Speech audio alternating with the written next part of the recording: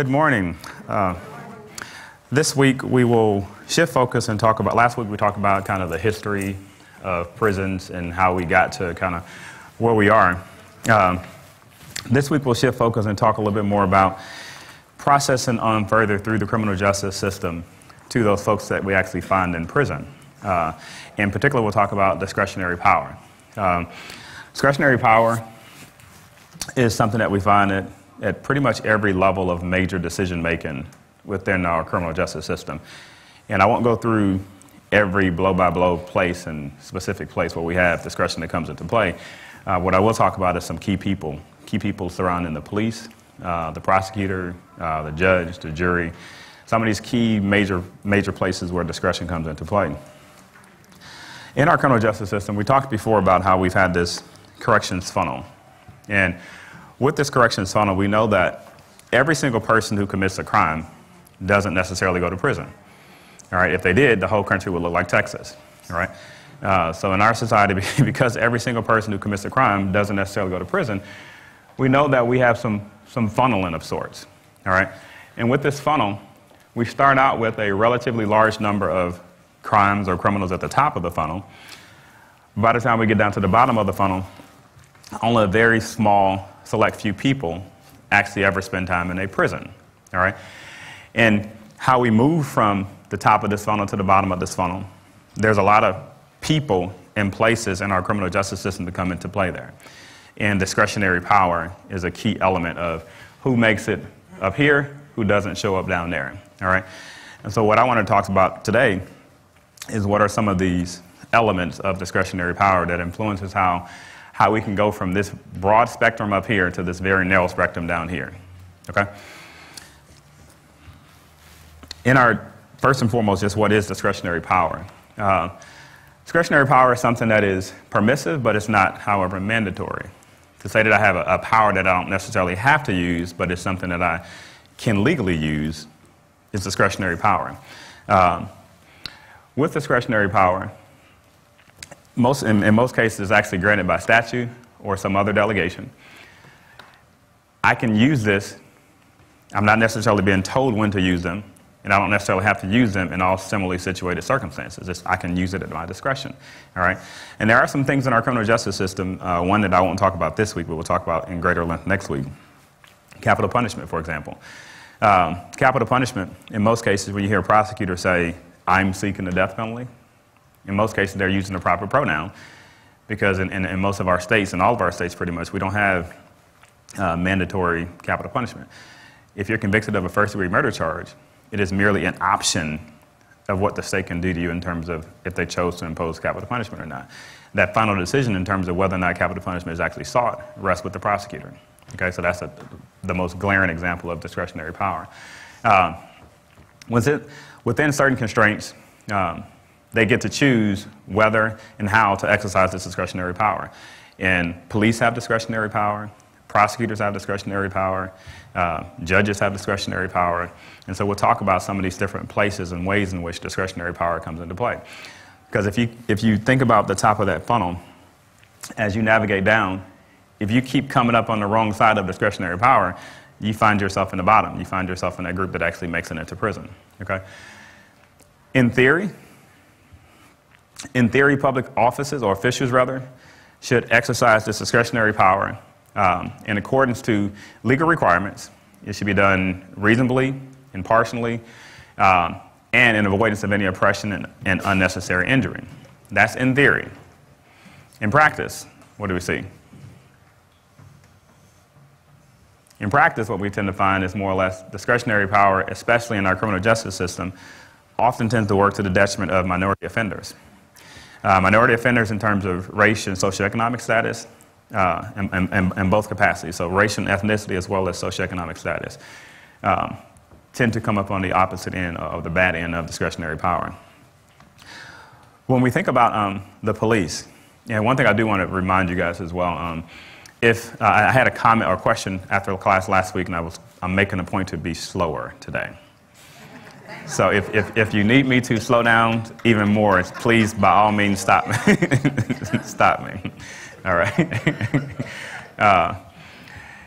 In practice, we know the discretionary power often works to the detriment of minorities. And what we want to talk about now is I want to shift to the police, which is one of the frontline entry points into our criminal justice system. The police serve as the main entry point. All right, you go to Riverbend, which my class was at yesterday. We went to Riverbend Maximum Security Institution right on off of White Bridge Road. If you ask any inmate there, they didn't just walk up to the prison and say, "Here, I did it." Most of them, they had an interaction or encounter with the police, and subsequently, as they process on through the system, they eventually reach that point. So the police are frontline entry point into the criminal justice system. The police, when we think about discretion and the discretionary power that they maintain, it often stems from the nature of their criminal investigations. With criminal investigations, we have two types of criminal investigations. The first type is not quite as problematic. If someone broke into your home and you called the police and the police showed up at your property, they're reacting to your call. Everything that they do in terms of gathering evidence, taking pictures, dusting for fingerprints and all of that, that's a reactive criminal investigation. All right? And in most cases, reactive criminal investigations, again, these aren't the ones that cause a great deal of hoopla, all right, with regards to racial bias and mass incarceration and things of that nature. The problematic one is when we get to proactive criminal investigations. With proactive criminal investigations, unlike in the first case scenario where they were responding to your call, in this case, they're not responding to any type of call. They're actively looking for evidence and clues of a crime. And so with a proactive investigation, I'm not responding to a call from a citizen. I'm actively out and about looking for evidence of a crime. When we get to this one, reactive or proactive investigations, this is where the greatest potential for bias comes in as it pertains to this particular element of what the police do. With proactive criminal investigations, we often have to deal with the fit in the profile. How many of you heard of like racial profiling? That particular concept comes in when you're thinking about proactive criminal investigation. As a police officer, either through your years of experience or through, in some cases, in some precincts, actual documented documents that say, stop people who fit A, B, and C criteria. But essentially what it amounts to is you have a profile of sorts of what you think a person who looks like a criminal, what you suspect that person to look like. All right? And so when you're operating under this profile, you're looking for people that you think fit that profile, and that's who you choose to stop and investigate for a crime. I think I shared earlier about one of my stories when I had first bought my truck in grad school. I just bought a brand new truck, and I was taking one of my fraternity brothers to a job interview. And I'm in the front seat of the truck driving him, and I have on my Vanderbilt Letterman jacket. And he's over there in a three-piece suit on his way to a job interview. And I'm taking him to the airport so he can catch his flight to this interview. In my truck, I had recently had the windows tinted on the truck, brand new truck, and I'm driving, and we get pulled over. And the police officer pulls me over and he says, I could tell when I let the window down, he did that. He didn't expect, one, this person in the three-piece suit over here, he looked like he was on his way to somebody's baptismal or something. And then he didn't expect me in my Vanderbilt Letterman jacket with my Vanderbilt ring that I still wear everywhere. I think he was expecting someone else to let that window down. He's expecting somebody who fit more the profile of what he thought that truck matched up with. And so he subsequently actually gave me a ticket for, because he had to come up with a reason for why he stopped me. On my license plate, I'm a member of a fraternity, and I have a fraternity tag around the back of my license plate. In a very small corner of that little sticker that says when the tags expire, a very, very small corner of that was covered up by this license plate bracket. And so that's what my ticket was written for, because you couldn't see all of my sticker, but you could clearly read that it expired in like 2005 or something like that, so you could clearly know what year, but I had part of it covered up. Surprisingly, even the judge was shocked when I had to go to court, and I was like, really? But that's what I got stopped for. I could very much tell, now that I study this, I know that was a proactive criminal investigation. With proactive criminal investigations as it pertains to discretionary power, police have discretionary power in deciding who to stop. All right? What I mean by who to stop, police know that the traffic code is very, very thick. All right. Most of our knowledge of the traffic code may be about that thick. The actual traffic code may be about that thick. And so we don't know a great deal about everything that we technically can be stopped for. But most police officers do. And I would tell my class all the time, I would bet my next paycheck that none of them can drive from one end to West End, or Interstate 40 to Interstate 440 without violating a traffic law. Because it's just that thick, and you can be written a traffic citation for a dirty windshield, tread depth on your tires, all sorts of things that most people aren't aware of.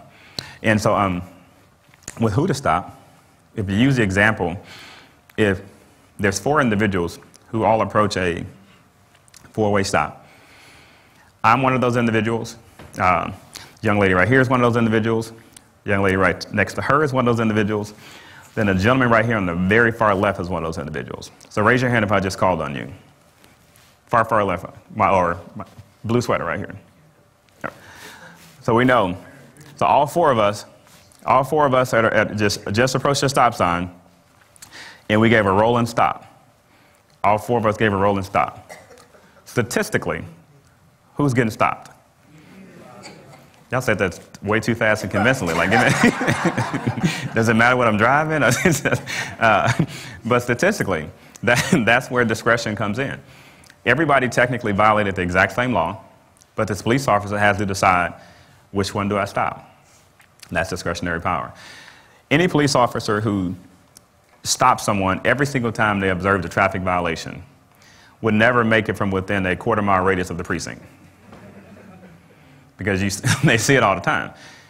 So discretion comes into play in terms of when do I stop this person, when do I stop that person, so forth. And in some cases, if it's a proactive criminal investigation, if their goal is to discover evidence of additional crimes, okay? Statistically, the hands that I just called on, and I'm embarrassed to admit this myself, but statistically, you're probably not engaged in illegal drug running, I'm gonna guess. Right? I'm assuming, I'm making some assumptions here today. But statistically, as a police officer, proactive investigations, we use this a lot as it took off really with the war on drugs. And so if the goal is for me to stop this vehicle and then be able to ask this person some questions about whether or not they're engaged in whatever, or look for evidence of a crime to, one, increase my arrest records or whatever, the war on drugs played a huge part in making proactive criminal investigations take off, okay? Because the goal, again, is looking for further evidence of a crime that allows me to basically take this investigation further, all right? And what we have is what we call pretextual traffic stops. Pretextual traffic stops essentially says that the police officer will stop me under the ruse of, you violated a traffic law, but I'm really hoping to discover evidence of a deeper crime. So I stopped you under the ruse of, you violated traffic law. But if I stop you and I observe a white puff of smoke come out the window, you've just given me evidence of something that I can move further with in terms of a proactive criminal investigation. Or if I stop you and I see suspicious behavior, such as, you slung something out the window, you slid something under the seat, all these different things, my initial stop was basically to be able to detain your vehicle, all right? I'm looking for other clues. Some indicators that tell you when a stop is pretextual, things that I tell my students all the time.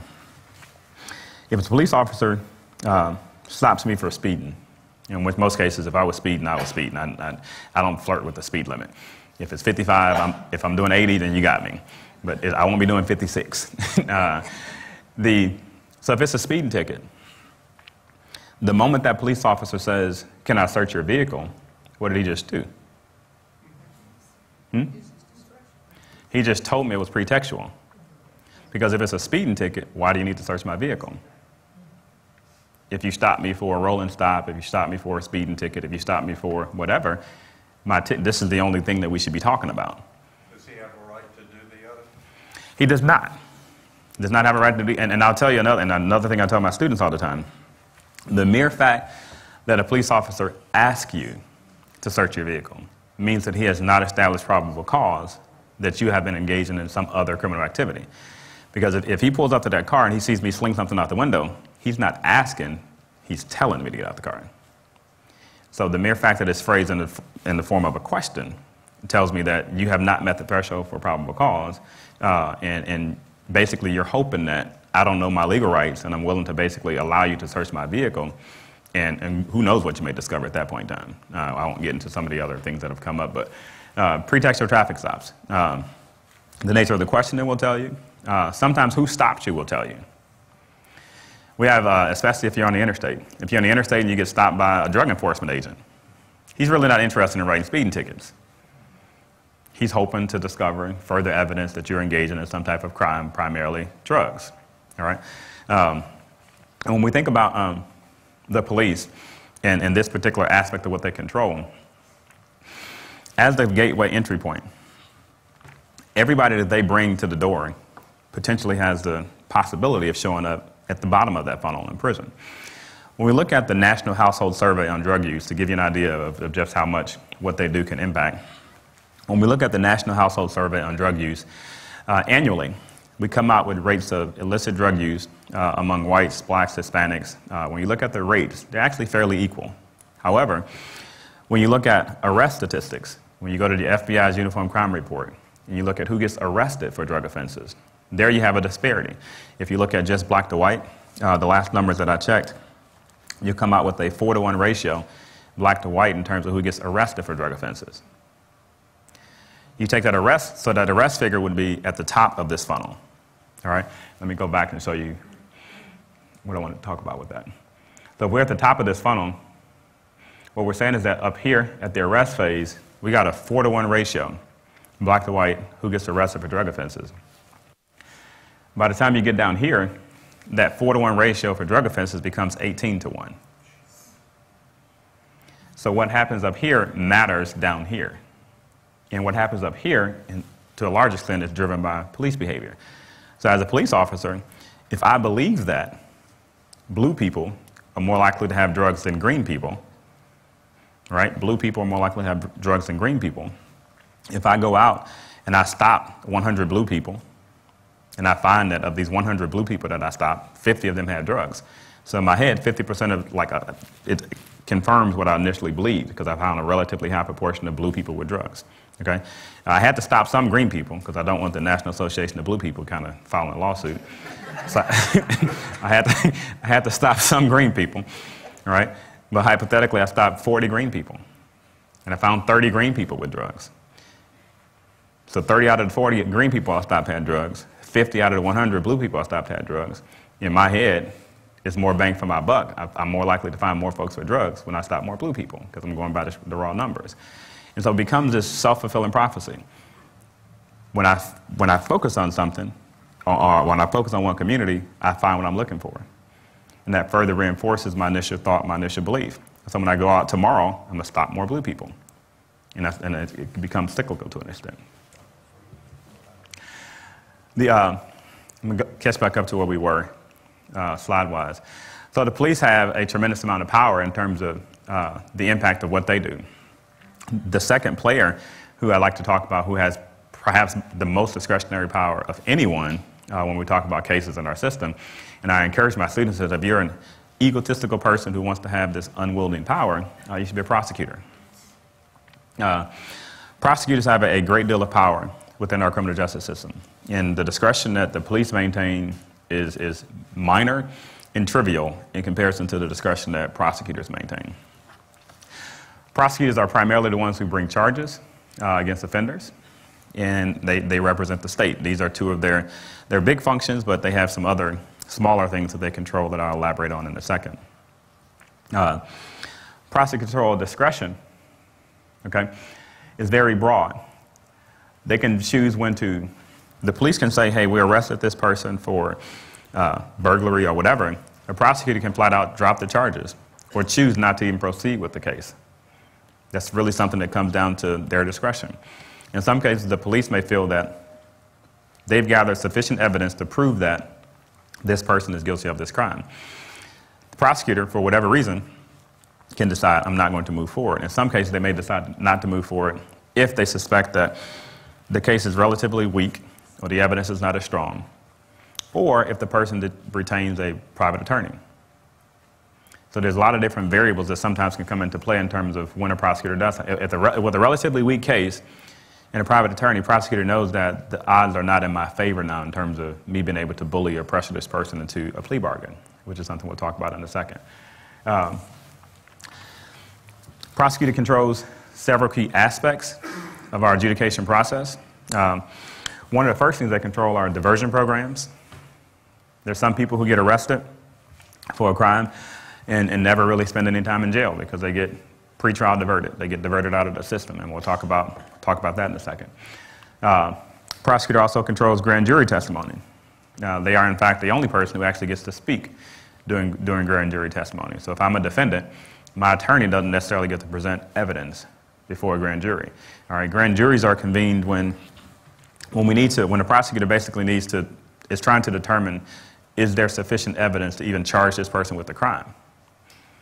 In most cases, it's pretty clear cut. The prosecutor has sufficient evidence to charge the person to move forward. However, in some cases, either when the evidence is murky or when the prosecutor, for various reasons, would like to duck from or hide from their public responsibility, they'll let a grand jury do it. All right? And I'll give you an example of when and why they would do that. But grand jury testimony, basically, if a grand jury, which is similar to what a normal jury looks like, so if you guys were all a part of a grand jury, and I'm the prosecutor, what I basically would do is I would present all of the different pieces of information that the police have gathered and all of the facts, and then you guys would decide, yay or nay, is there sufficient evidence to charge this person with the crime? If you come back and you say, yes, there is, then that person gets indicted. So anytime you hear such and such has been indicted, that means that a grand jury heard evidence and said there's sufficient evidence to charge this person with the crime. In most cases, like I stated, the prosecutor will basically, off the strength of the initial evidence that the police bring, will say sufficient evidence to charge this person with the crime. However, in some high-profile cases, especially in some of our more recent police brutality cases, the prosecutor has, instead of making that determination themselves, they will punt that to a grand jury. And as opposed to me making that determination, making a decision, and potentially rocking the boat with some of my constituents who voted me into this position, I will say, well, these 12 grand jurors, who also represent the same community, came back and said there's insufficient evidence to charge officer whoever with police brutality. That's the way in which I'm not personally responsible for the decision at that point in time. The grand jury is the one who came back and said there's insufficient evidence. Prosecutor also controls the charging decision, what charges to actually file. In the mid-1980s, we went through some sentencing reforms where we actually took some power from judges and gave it to prosecutors. And the power that we gave to prosecutors basically determines somebody's sentence length, how long they go to prison, because we tied it to the charge. When we tie what exact charge you're charged with, on some level that determines how much time you have to spend in prison. And who determines the charge is a prosecutor. Mm-hmm. A lot of prosecutors or several during trial don't turn over the evidence that they're supposed to and that sort of thing. Are they presenting everything to the grand jury? No, because everything that gets presented to the grand jury is presumably in the record at that point in time. So if they had evidence that they were suppressing, it wouldn't be presented to the grand jury. Because in most cases, when they suppress evidence, it's evidence that kind of weakens their case. And so if I'm trying to strengthen my case, like if the victim, or in whatever scenario, if there's evidence of DNA evidence or hair evidence of someone else potentially being at the crime scene as well, and their blood type or hair type does not match the defendant, and the prosecutor does not present that, that's suppression of evidence, in which case they may not present that. And it's good luck figuring that out, actually. The terms of a plea bargain, prosecutor controls this, and this is a very vital element of our criminal justice system. Anybody watch like Law and Order or CSI type shows? If those shows were based on reality, the show would be over before the opening credits finished. Most people have this presumption that everybody exercises their right to a trial. And everybody, there's a jury for everything, and there are 12 angry men or whatever. That is so far from reality. The vast majority of almost all of the folks that we find in prison are there via plea bargain. And the plea bargain process is controlled by the prosecutor. What percentage? 95%. 95% of those in prison are there on a plea bargain. And we'll have additional slides that will come up on some of these points, and I'll talk more about plea bargaining on one of them. But perhaps one of the greatest displays of power from a prosecutor standpoint is the decision to seek the death penalty. In most cases, it comes down to that person's determination. They may factor in the wants and desires of the victim. They factor in a number of additional elements as well. But essentially, it comes down to their decision. I'm currently working on as a consultant for the Federal Public Defender's Office in evaluating all of the cases of capital punishment out of Shelby County in Tennessee, which is in the Memphis area. And I would tell you that we have drastic differences in terms of whether or not you're likely to get the death penalty in our state depending on simply where your crime happened. If your crime happened in Shelby County, the odds are significantly greater that you will be sentenced to death, more so than any other county in the state of Tennessee. But even in looking further at that process and some of the files, because I've had to read every transcript, which is very, very thick, you'd be amazed at some of the different ways, and we'll talk about this when we talk about the juries, ways in which discretion and discretionary power comes in even there. All right, when we talk about the jury selection in capital punishment cases, we have huge elements of bias there. But the initial decision to seek the death penalty comes down to the prosecutor. I took my class to Riverbend yesterday, as I mentioned, and when we went to Riverbend, we met with the gentleman who's on death row. And he shared the story because I always tell my students the same thing. How many of you have ever been to Riverbend? And if you go to Riverbend, there's two sides to Riverbend. There's the high side and there's the low side. And the low side is if should I ever find myself in some unfortunate circumstances to be incarcerated, I would like to do my time on the low side of Riverbend. Literally, we went to the low side of Riverbend and we saw somebody out in the grass doing yoga. We saw some other folks playing basketball. It's a whole different world than on the high side. The high side is locked down 23 hours a day in units 2 and 3, 1 and 2 rather. Unit 2 is death row.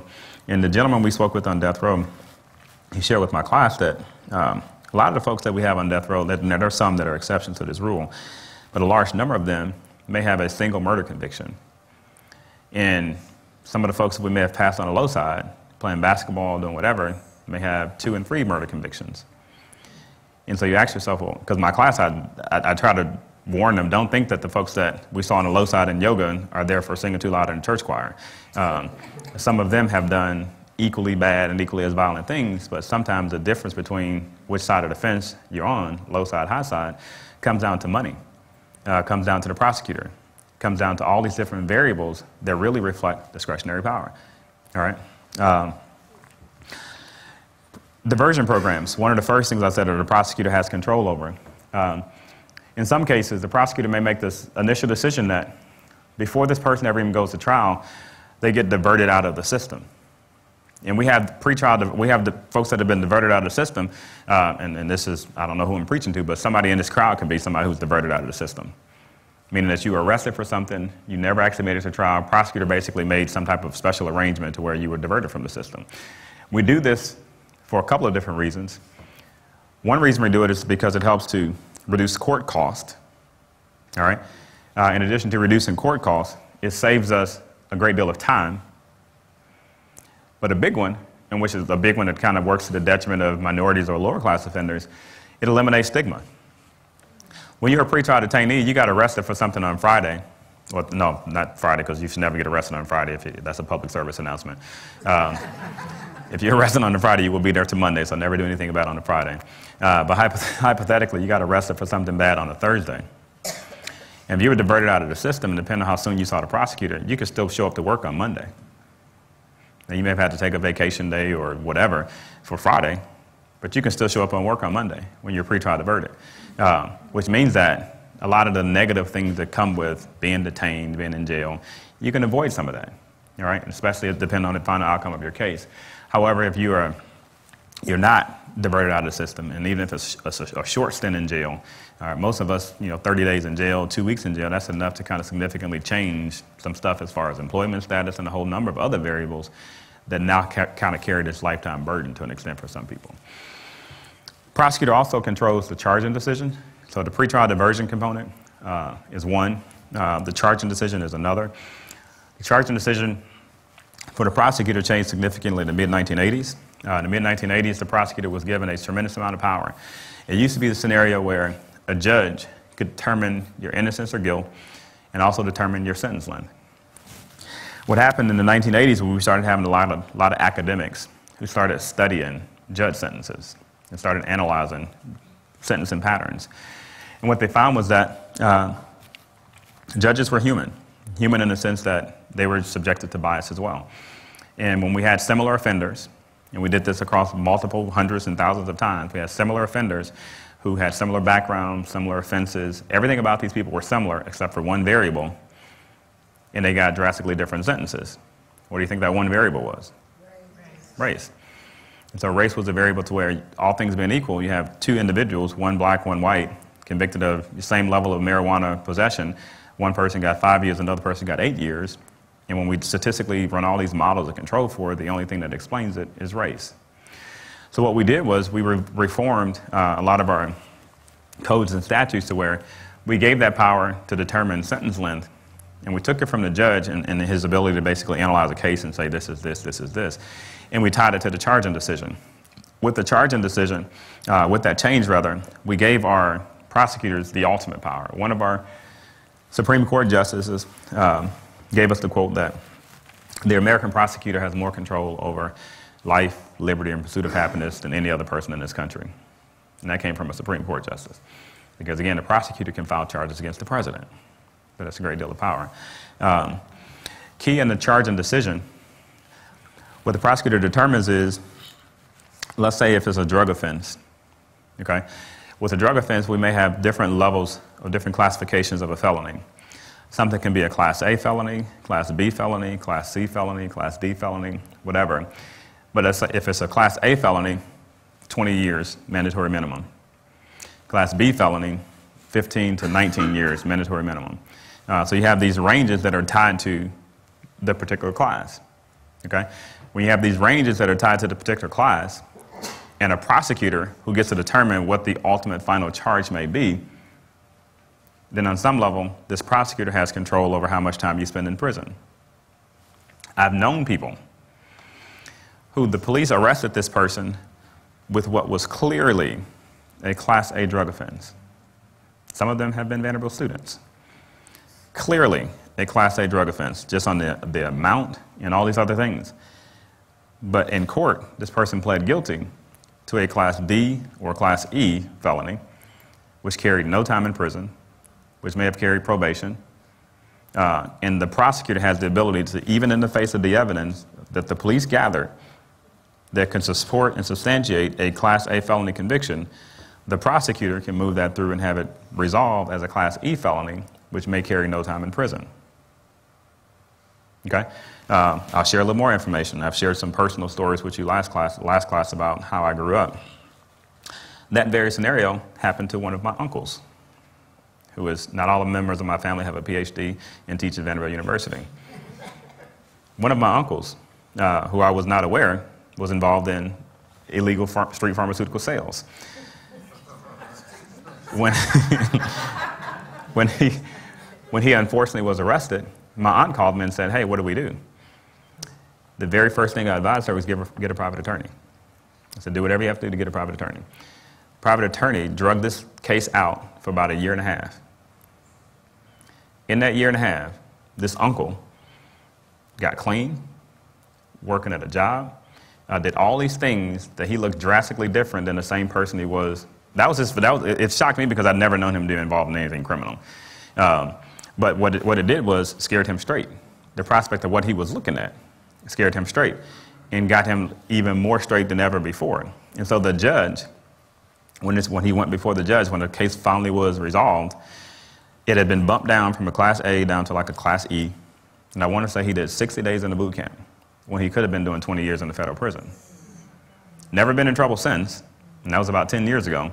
But again, when I shared at the very first class, and I think somebody asked me a question afterwards about, there was a young lady who had a question to me. She didn't like the statement that I made about what I advise people is get a private attorney.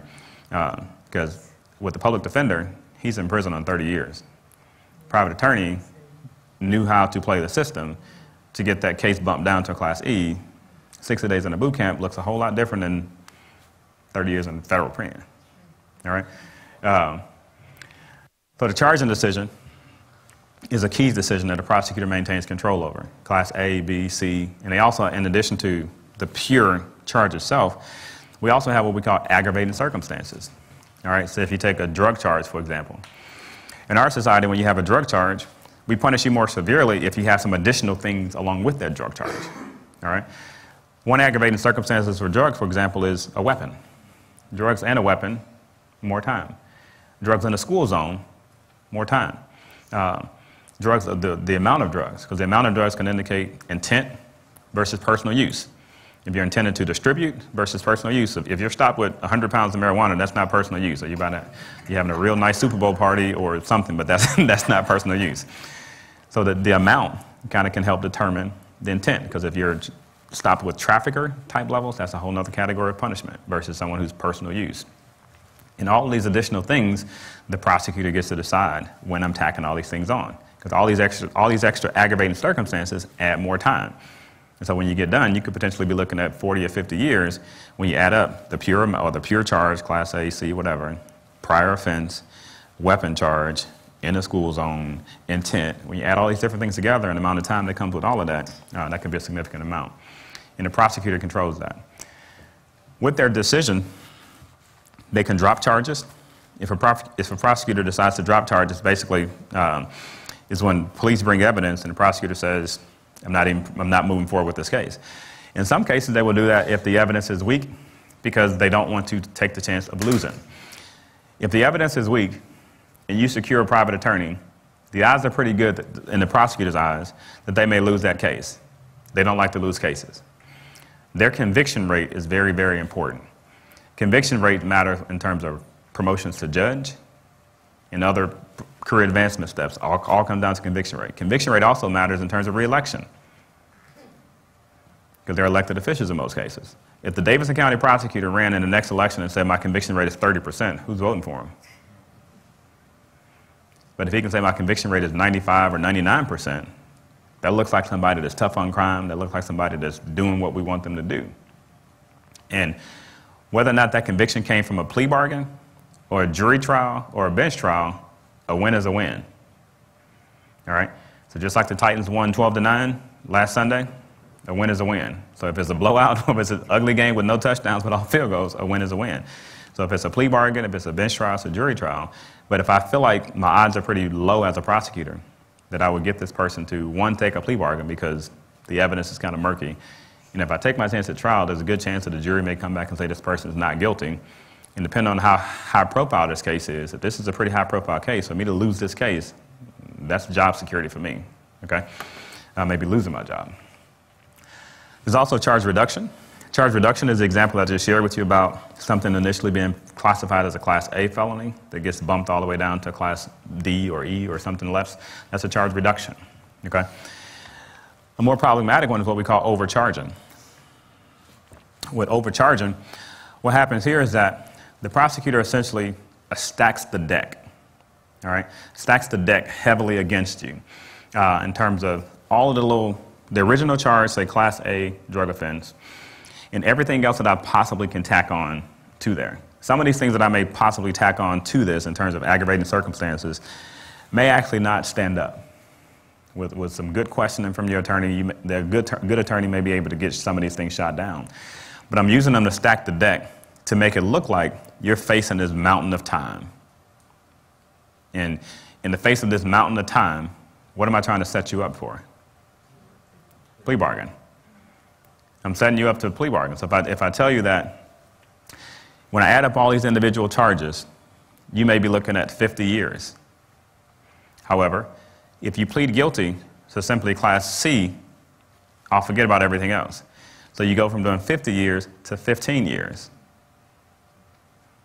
I used overcharging, the practice of overcharging, to basically make it look like I'm giving you this huge mammoth of a deal, when in actuality, some of those charges may not have actually held up to good scrutiny from any defense attorney worth what you're paying them. May have been able to shoot holes in some of that, but it's still the leverage that I need to get you to take a plea bargain.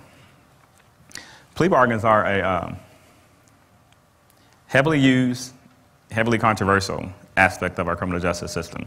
As I mentioned, if Law and Order was true, you could binge watch an entire season in 30 minutes if Law and Order was actually true. But because we don't see the true depiction of what actually happens, plea bargain is essentially, let's make a deal. All right? Let's make a deal in the sense that in exchange for me pleading guilty, the judge or the prosecutor gives me some type of sentence in favor. And there's all sorts of deals that can be, or all sorts of elements and components that can be involved in plea bargains. For example, I tell some of my students that, if there's a large proportion of folks who are convicted of being serial killers, for example, who don't get capital punishment, even in capital punishment states. He's like, well, why? Because in most cases, they worked out a plea bargain. Like, well, why would you take a plea bargain with a serial killer? And I have to explain this in this way. If the police are sitting down with a suspected serial killer, and this person says, or the prosecutor says, yes, we got you, we found all evidence of the 10 people that you supposedly killed, and the defendant says, oh, you only found 10,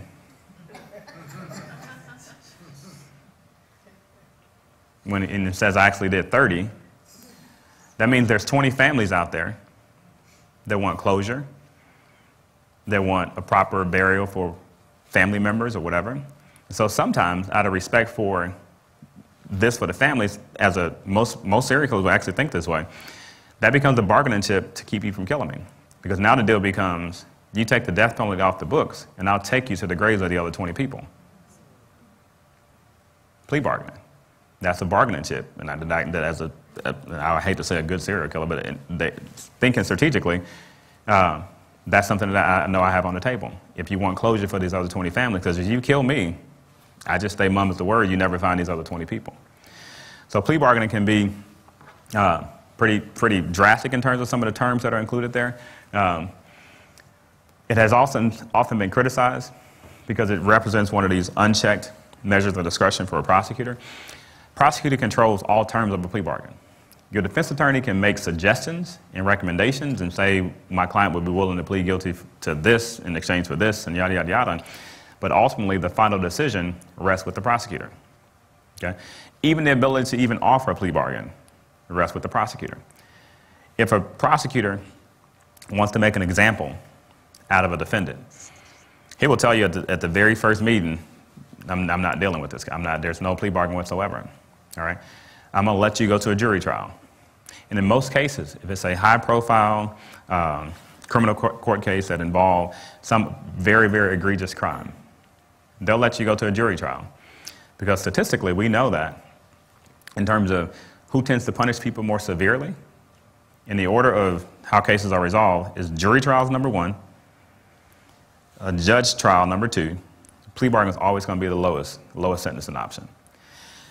A few years ago, more years ago than that, Nancy King, who's a law professor at Vanderbilt, her and I were working on a publication where we were comparing the disparities between sentences that get imposed by juries versus judges versus plea bargains. And I remember we had all of this conviction data from Arkansas, Michigan, and I want to say Texas. But there was one case in Arkansas that we had to call the prosecutor's office because I thought I do a lot of statistical analysis. When I saw this person had a 6,000-year sentence, I thought surely somebody made a data entry error in the Arkansas Department of Corrections or whatever. And it was like, no, the jury gave this person, they were convicted on like multiple counts of sexual assault, and they were given like 100 years on every count, and it ended up adding up to like roughly 6,000 years. So as a prosecutor, when you know and understand that, you can always use jury trials as your scare tactic. One, it helps you force people into taking plea bargains, but it also kind of gives you a great deal of leverage in terms of wanting to send a message when it's a particularly egregious crime. I'm gonna let the jury give you whatever they give you. I'm not gonna work out a deal with you that's gonna look like a relatively slap on the wrist in comparison to what the jury's gonna give you. We do have some concerns with the way in which, again, prosecutors will coerce defendants into taking plea bargains and pushing them basically away from exercising their right to a jury trial. 95% of the cases in our criminal justice system are resolved through plea bargains, which means that very few people exercise their right to a trial. 3% are resolved through a bench trial. 2%. Law and order is all about this 2%. 2% of folks who go to an actual jury trial, all right? That happens very, very infrequently in our society, people who go to a jury trial, okay? Bench trial and a jury trial, for those who don't know the difference, they look very much the same.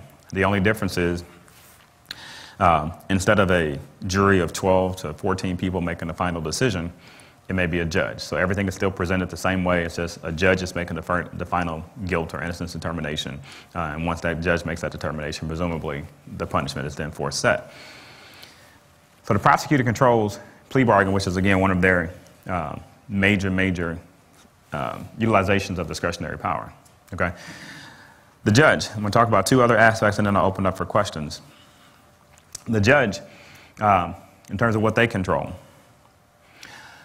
Now, they do rule on the appropriateness of conduct with regards to, when someone gets out of order and the judge says, I won't have you make a mockery of my court.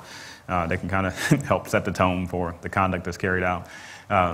They also settle questions of evidence and procedures, guide witness questioning and things of that nature. One of the major things that they play a part in that most people aren't aware of, and especially in terms of discretionary power and how it impacts people's cases moving forward, is the most basic determination about pretrial release. Pretrial release has to deal with when you are first arrested for a crime, your initial court date could be 3, 4 weeks, months away. The question becomes, where do you spend that time in between? Where do you spend that time in between when you were arrested and when your actual court date comes up? If you secure pretrial release, you spend that time out and about in the community doing what you're always doing.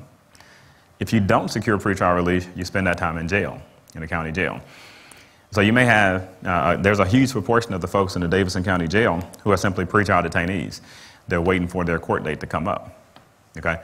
And in some cases, we've had folks who may be pretrial detainees who may spend 2, 3 months in jail waiting on their court date to come up and then get found innocent, okay? And partly when they get a bail amount, if you can't pay the bail amount, then you sit there. This is where money comes in again. All right, so we have some folks who, if they can't pay the bail, even though I didn't do the crime, but I can't pay the bail, I sit there. This, in 1984 is when we had a legislative change to where judges could then detain people without bail. Prior to 1984, anybody who was arrested for a crime had to receive the opportunity to post bail. After 1984, we gave judges the ability to basically either deem someone a flight risk or additional threats to society and basically deny that person bail. And so what we have now is we have a series of things that we put into place that judges have to consider. All right, there's really 3 things that they consider in terms of whether or not this person is going to be released before they get out or before their court date comes up. One of the things that a judge has to consider is release on recognizance.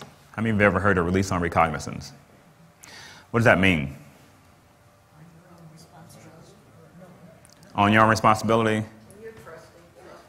You're trustworthy? No bail? It's basically, it's a promise that you will show up for your court date. All right? And that promise is determined in large part by if the judge perceives you to be trustworthy, if the judge perceives your ties to the community, like you've been living in this community for 30 years, you've been working at the same factory for 30 years, everybody in your family is in this community. The odds are pretty slim that you're a flight risk, that you're going to take off and you're not going to show up for your trial date. Now, if you go vacation somewhere, especially in another country, and you get involved in a crime, you're not from here, you're not being released on your own recognizance. You got to give us some financial incentive for you to come back, right? So release on recognizance is, again, essentially a promise that you will show up for your said court date. And minorities are less likely to be released on their own recognizance, all right?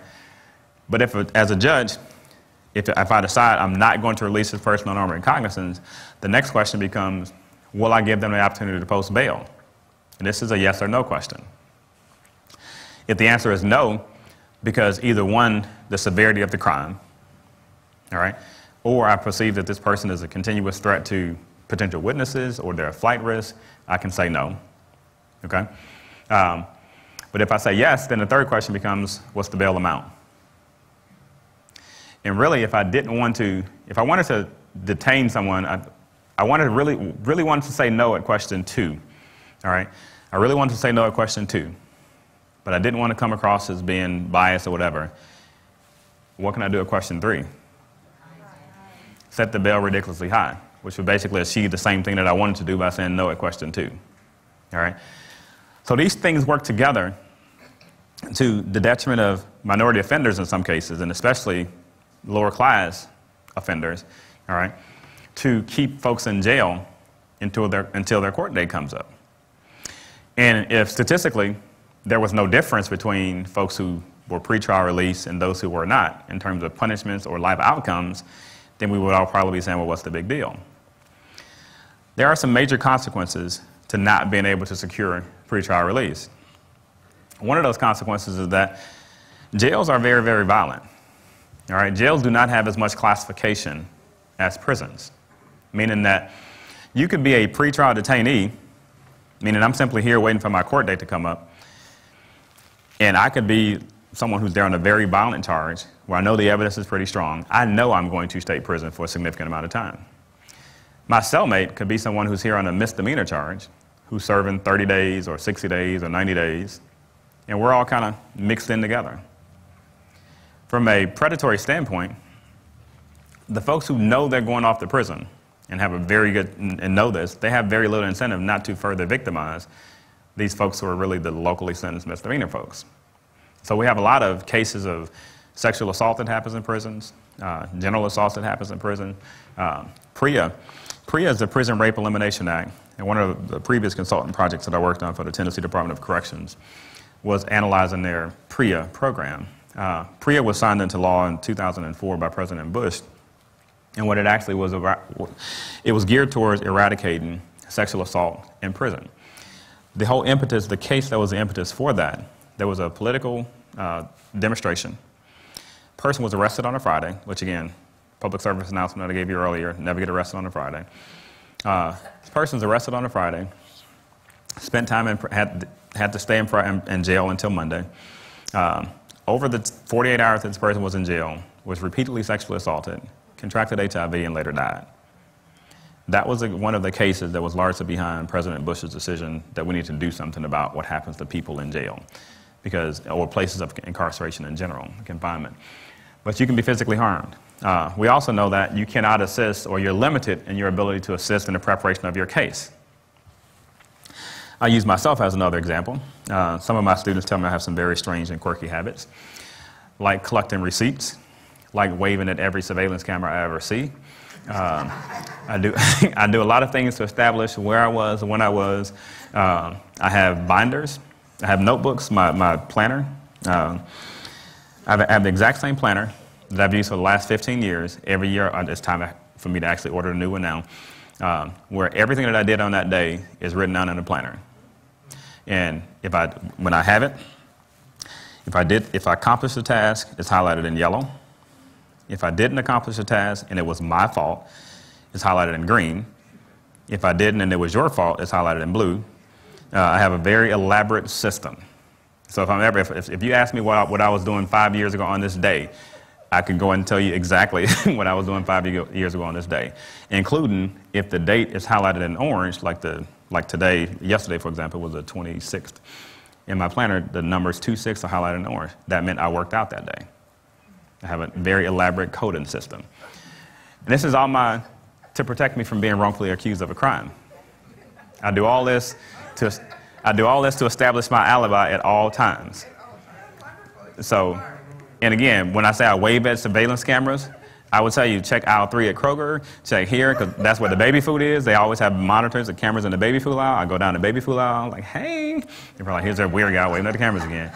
But again, so if I'm ever, unfortunately, pretrial detained, I got a litany of things that can prove where I was, when I was supposed to be there, and all these different things, right? But if I'm simply in jail and I don't have access to my evidence locker, then yeah, I may find myself in a bad predicament. You're also unable to engage in law-abiding behaviors. All right? For some people, depending on that gap of time between when you're arrested and when your case is actually brought before a judge, you got a lot of time to basically straighten up and fly right. And sometimes, depending on what all you've accomplished, a judge may kind of take that into consideration, and you may not be punished as severely.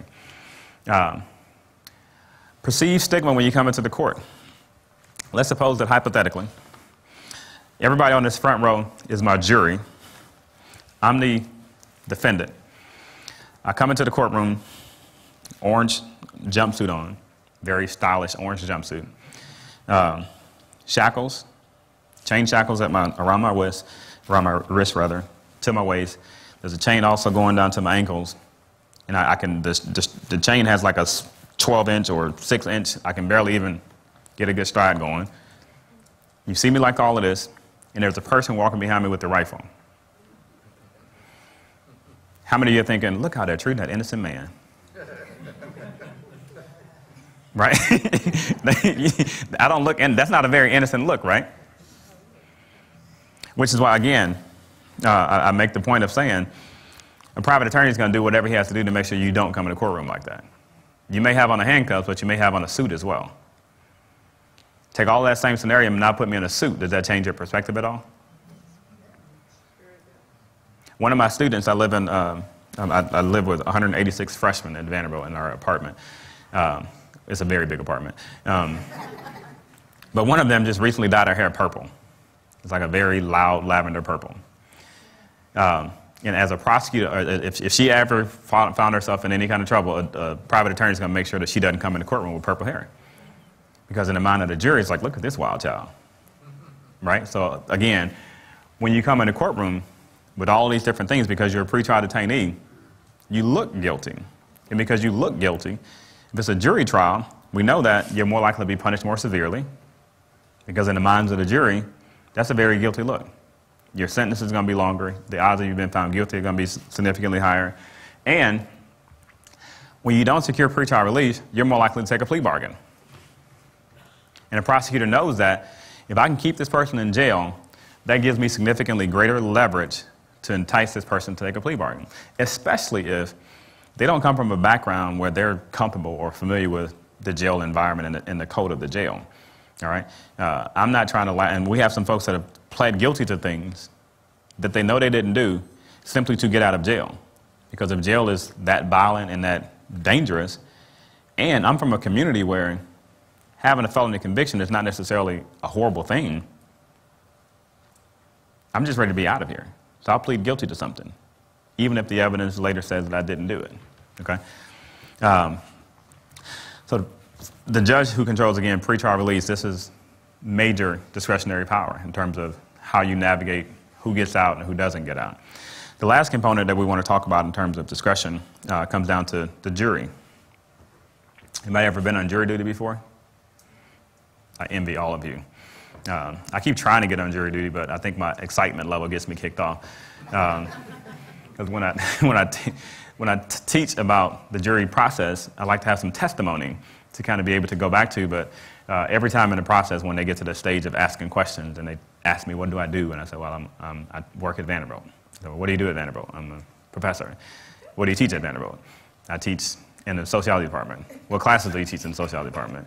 I teach criminology. He's gone. So I try to hide it, but in our criminal justice system, Taylor versus Louisiana was a court case decided in 1975.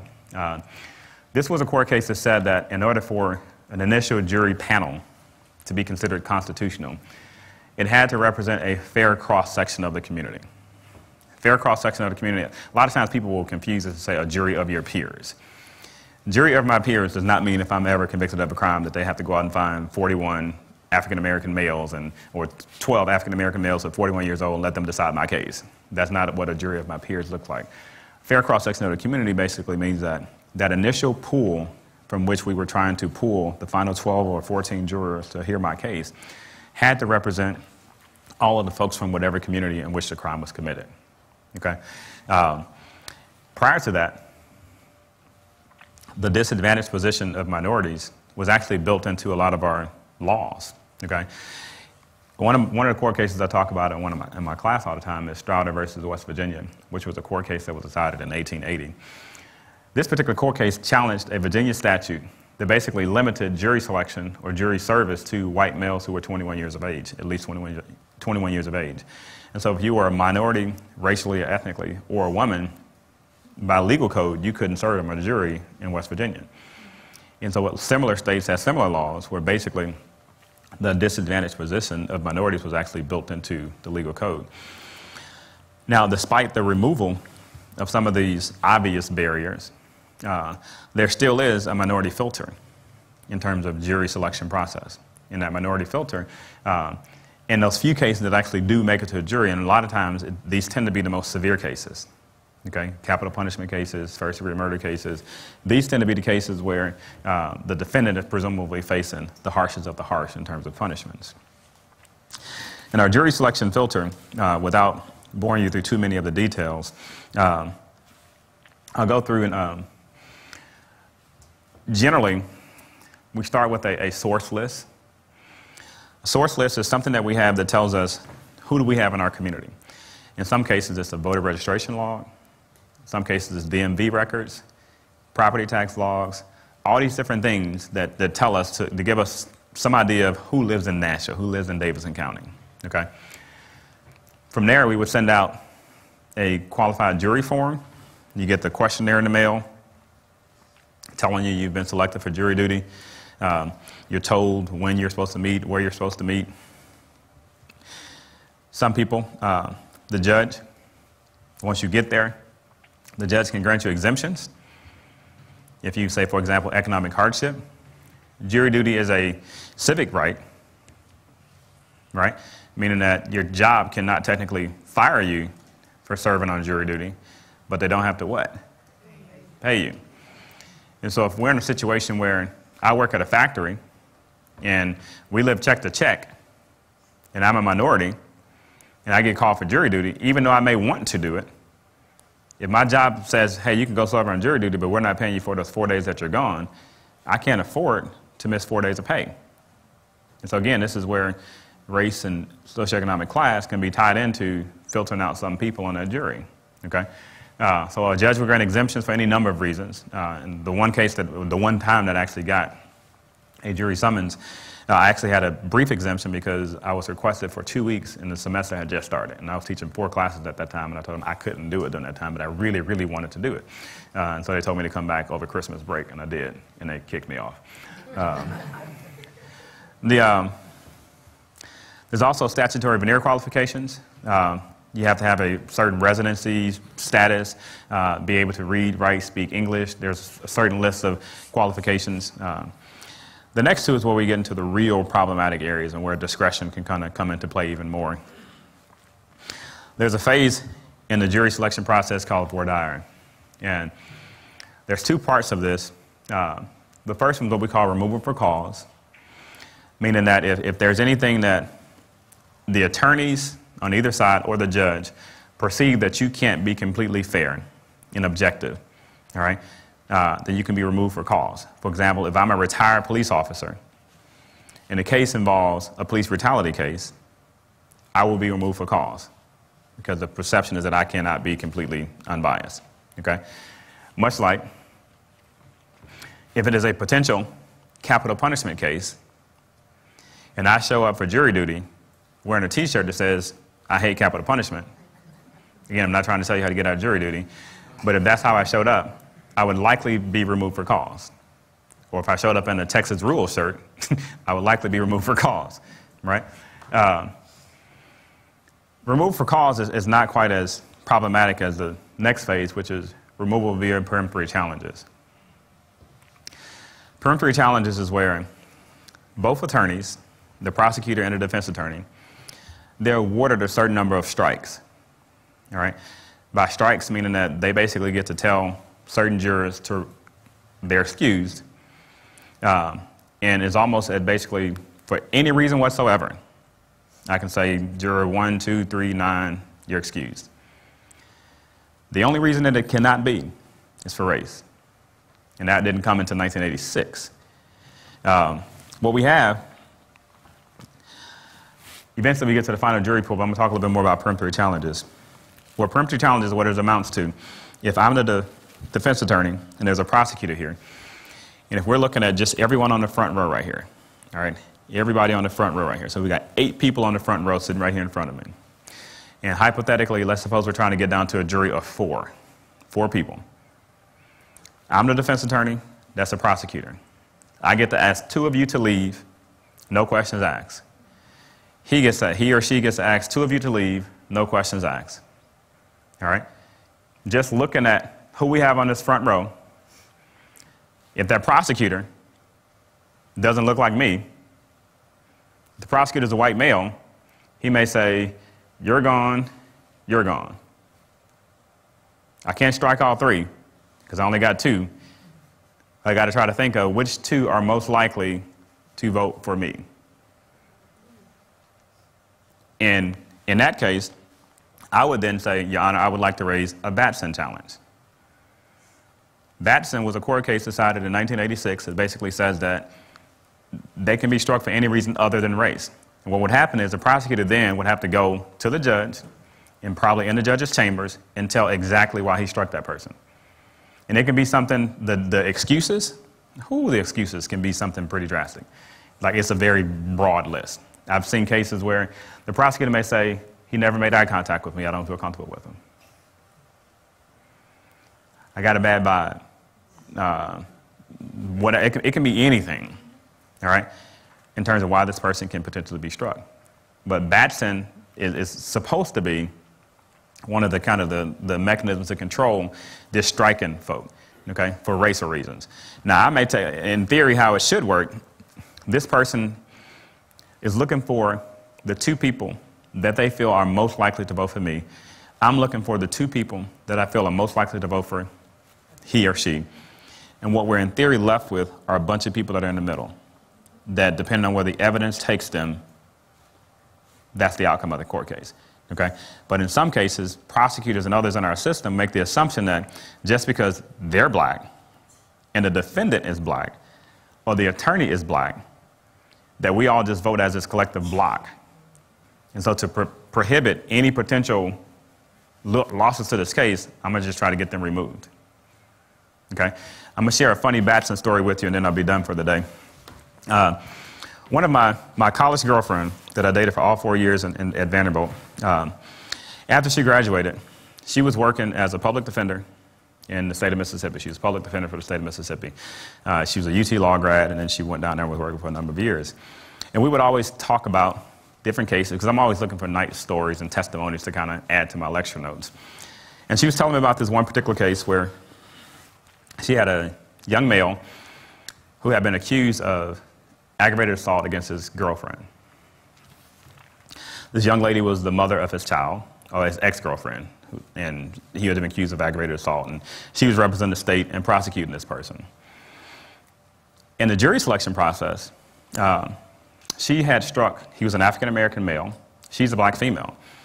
In the jury selection process, she struck 4 black males from the jury pool and asked them to leave.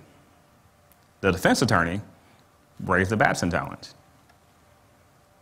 And so she had to go into the judge's chambers and explain why she struck these 4 black men, in this case involving a black male defendant, and she's black. So there's a whole lot of blackness in this courtroom right now.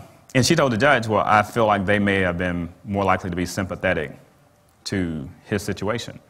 And the judge's like, what do you mean by that? And she went on and she kept talking. So she basically lost her own case in this case. But she kept talking and said, well, I feel like statistically, they're more likely to have a baby out of wedlock, a baby mama, and understand the frustrations that come with that. And they may be more inclined to vote against him being found guilty.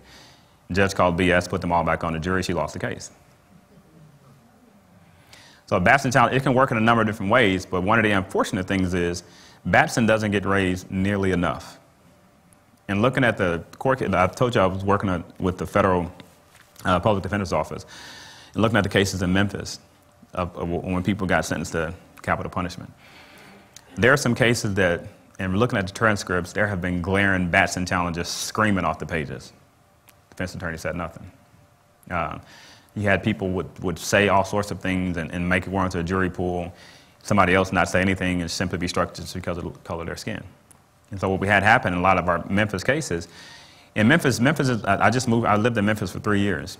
I'd never been to that part of the state until I moved there 3 years ago, and we moved back here on June 1st. And I'm still surprised at how you could have so many minority defendants in Memphis get sentenced to death, and their juries were all white. Statistically, Memphis is a very, very, very, very brown city.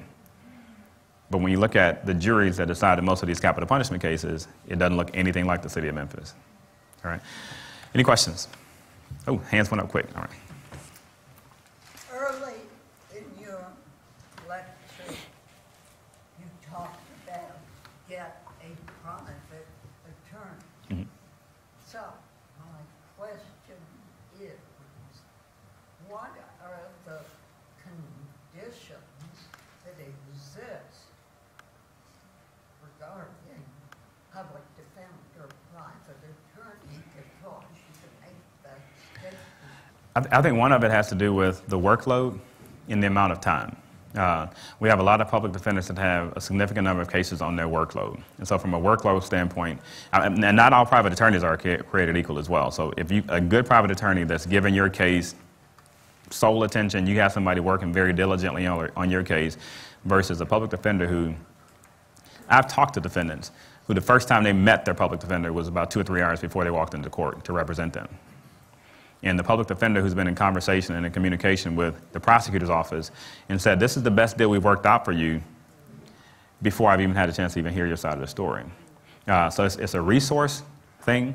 It's the amount of time they have to devote to your case and their caseload. That's my primary basis for that. And also looking at statistically the outcomes of some of the cases that my personal stories and the folks that I've interacted with in the 23 years of me going in and out of Riverbend, Tennessee Prison for Women, all these other places, anecdotally, it's a huge, it matters. Here. I just wanted to put in a plea, instead of calling it bail, to call it money bail. Money. Because I think that is the problem, and I think we have to put more, I think a lot of the people here, they know a lot about it. They don't know the details of what, but I think they want to make a difference in the system. Mm-hmm. And I think that's an entry point, and I think we need to figure out how we can help people who have no money get out of jail and before retrial. Yeah, that is a good entry point, a good point to focus on, because, like I said, in some cases you have folks who will plead guilty to something that they didn't do simply just to get out of jail, and the prosecutor will tell you that their hand is significantly weakened by the mere fact that this person secured pretrial release. And so the prosecutor's tone and the ability to negotiate and what they're willing to actually even plead to changes drastically if this person is able to secure pretrial release. For managing police, isn't it true that many of the sort of managers use how many stops or how many arrests they make in order to sort of judge the quality of the policing? Yeah, and some. There's an incentive for the police to stop people. She was asking the question, isn't it the case that in some police departments they're basically incentivized to make traffic stops, or they're judged based on how many folks they stop and things of that nature? And I would say that there are elements of that are true. In some cases, when you're applying for federal grants and additional monies, you like to make it look like your police department is very efficient and you need this additional funding for X, Y, or Z reasons. So there are some incentives to do that. There are some police departments that actually do it because it's a revenue stream. There's some, especially if it's a relatively small area. There's certain parts of, I can't remember, just north of I-65, they had a news investigation before, did a report on just how much that city was bringing in traffic tickets that they had of stopping people on Interstate 65. But there's some cities, some small cities, that will use it as a revenue stream to an extent. So there are a lot of different. I think like being promoted, you can know your numbers and stuff like that. So. Yes, yeah, in our office in terms of ranking. But a lot of times from a traffic standpoint, you wouldn't see that as much as, say, closing murder investigations, burglary investigations, things of that nature. The more you can close those types of crimes, yes, that helps you go from beat cop to detective to other things and things of that nature. So let me come here and then we'll go here. Who decides whether you get a jury trial or a judge trial? You do. Yeah, you can, yep. Thank you, Dr. Rosevelt. My name changes today to Boyens to name Gregory Tate. And the reason for it is my question is being asked in memory of the late Rosevelt Taylor Jr. That's my brother. And in 2016, he would have been 63 years old, the same age of FDR. And my question to you is this. How do you determine when a baby's death certificate reflects 8 hours and my life are the evidence of my brother's death? And we used the book through the University of Virginia, Life Before Life. It shows you how your birthmark can echo what's in the death certificate of a child who lives before you. The death certificate is also in a museum at Vanderbilt. It's being studied. It's being studied at the University of Alabama and also in the University of Alabama in Birmingham and others. But the reason I'm asking this, when I see the name Taylor appearing on the screen, and I'm just as sensitive as you are when it comes to legal things. So I wanted to just ask that question about that. And last, in terms of this city, there are African American fraternities where people have died pledging, and the ungrieved grief are on those attorneys, on those fraternities, and they are making blind decisions under the influence. So how do you determine when a fraternity is has a group confession or something along that line, and also in reference to the 8 hours of death? What? Yeah, I don't think I know. I can talk to you about that afterwards. I don't think I know the exact question, but let me. You and I will talk about that afterwards. I can speak more directly to that because I'm not 100% sure. I have been asked on 2 occasions to testify on behalf of a person who's brought up the whole issue of inadequate representation.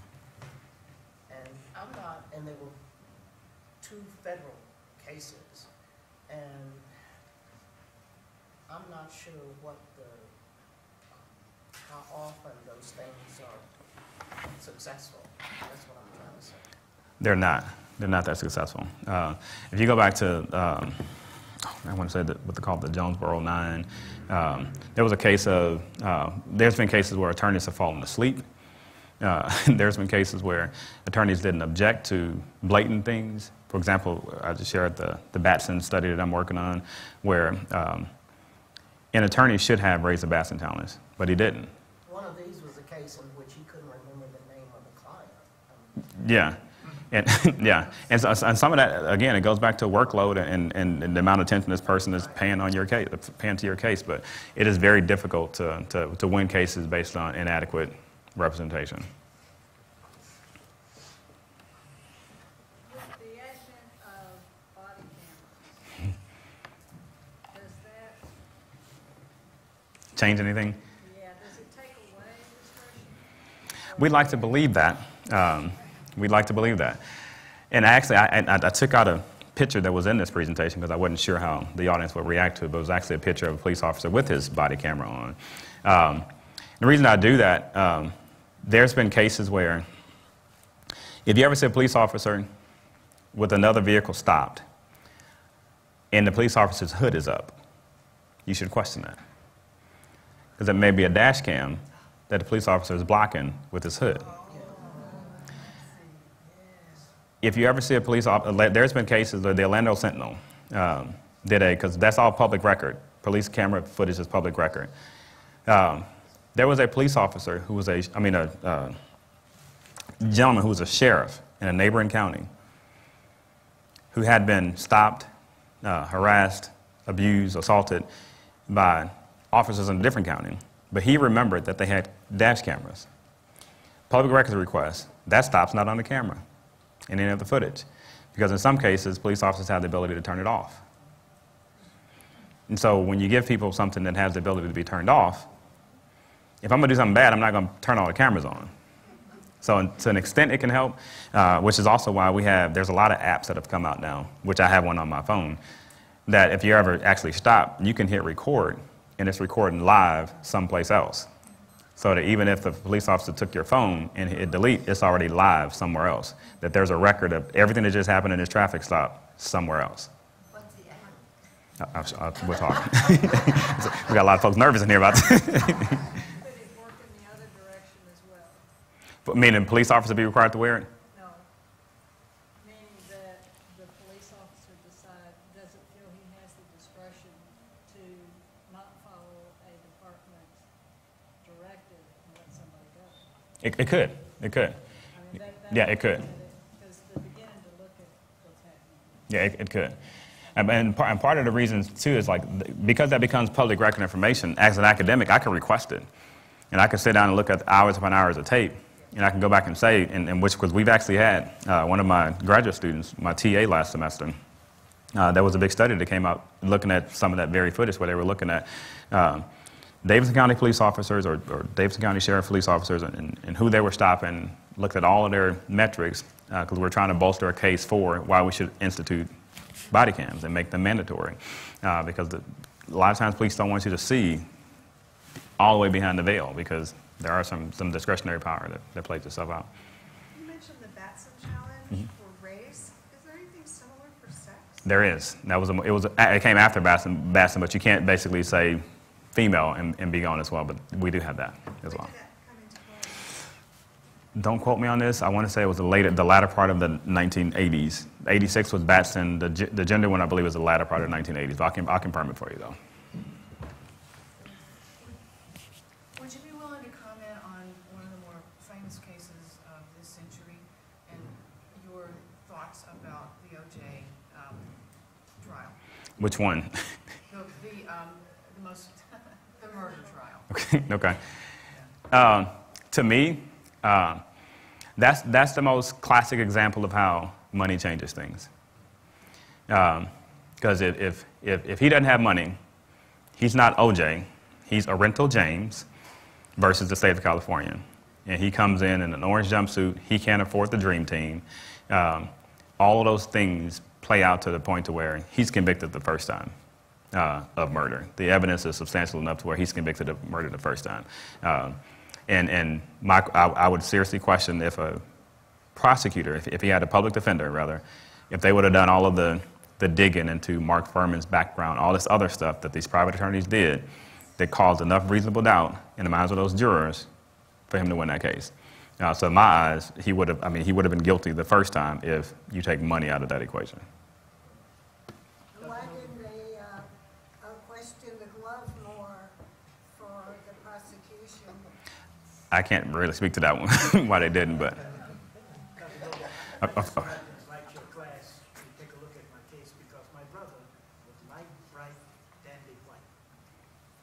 Okay. I've heard that, you can't really bring charges against prosecutors for Prosecutor misconduct. Misconduct, that it does not work. It's very difficult. You have to have a prosecutor on tape saying, I'm going to deny this person their basic constitutional rights, which is pretty rare. Because outside of that, in some cases, the Supreme Court will allow for statistical evidence demonstrated through statistical patterns, meaning that you can go back and you can trace this person's track record, and you can see that they have bias. But the standards are so high that it almost amounts to unchecked power. My question is, how can we as, community individuals work with the police department in helping them to understand that all African-American males are not out to harm the system? Case in point, we live in Edgefield, historic Edgefield, and our son was visiting with us, probably mid-evening, I should say, about 9:30, and cars were parked on both sides of the street, and so he pulled out a little bit further into the street in order to see if any traffic was coming. A policeman followed him all the way to our front door. He called us immediately to say that he'd been stopped and he didn't know why.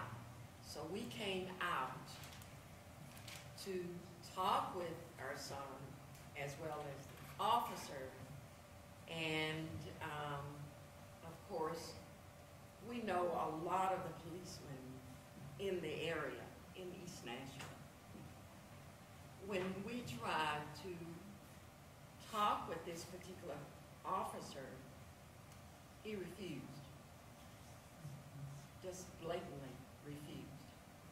And as we went on in the discussion, he said to myself and my husband not to approach his car, which we had no intentions of approaching his car. But to make a long story short, he never gave the cause for him stopping our son, and also never apologized to any of the animosity that he displayed. It really, really harms the system in my interpretation, that you are expecting someone to do something harmful without even investigating the circumstances. This was an African-American officer who was, I guess, came to Nashville from Chicago, and I explained to him that this is Nashville, it's not Chicago. Whatever you were used to doing in Chicago, we take pride in our officers here. We communicate with them. We are also in support of them. But it was very hurtful to us as parents when he displayed that kind of behavior. Would you address that? And I know this is putting you into a different situation, but I mean, just an overall, not our particular case, but we never saw him again. Yeah. And no one ever knew where he disappeared. I think it is unfortunate that with regards to interactions with black people, the police can be overly aggressive. The police, we don't get the benefit of the doubt. There is this general fear that I'm a 41-year-old male with a PhD from Vanderbilt University, but when I see a police officer behind me, I still get nervous. If you ever ride in the car with me, you'll notice that the very first thing that I do every time I get in my vehicle is I put my wallet and my cell phone. I drive an Acura TSX. It sits right in the middle of the navigation unit, which is clearly visible on the dashboard. So that in the event that I'm stopped, I don't have to reach for anything. So there is this fear. And I think police officers have to be, we're doing a lot of like unconscious bias training and inclusivity training and all that kind of stuff that we're doing on campus right now. I don't think we see enough of that in places like police departments, because there is a general assumption that we all kind of do get painted with the same broad stroke brush, that this heightened sense of aggressiveness, this heightened sense of questioning is necessary. And especially, like, and you guys handled it in a relatively minor fashion, but there are some folk who, including myself, I've been very fortunate and blessed that the few times I've been stopped by the police, this ring has gotten me out of 4 traffic tickets, because the second they see Vanderbilt, I'm a different type of Negro now. I'm no longer... In Edgefield, if you're not familiar with historic Edgefield, we've been living there for, what, 40 plus years? We're 3 black families living in Edgefield. I mean, we're not hard to spot, okay? But the part that disturbs me is, here you are assuming that you're in Edgefield to do harm to the rest of the white folk, my white neighbors that live there. And we were there before they came. So I think, to really make a long story short, they could use a little kind of coaxing to really look for things. Not a little, a lot. Yeah, and here he was, here's a teacher who teaches kids middle school and high school, and here you are being approached by someone who's really... Did you file a complaint? We did not. I'm going to be honest with you. We thought about it. We wanted really to... I did speak with the East Precinct about it, but they never saw this person again. I have no idea, you know, what his motive was. But we try to be good citizens. That's what we try to do. Okay. Unfortunately, that one did not turn out really well. One more, then I'll be respectful and let it rise. We got one comment there. There's an organization in Nashville called NOAA, National Organized for Action and Hope. One of their critical concerns is the disparity in the criminal justice system.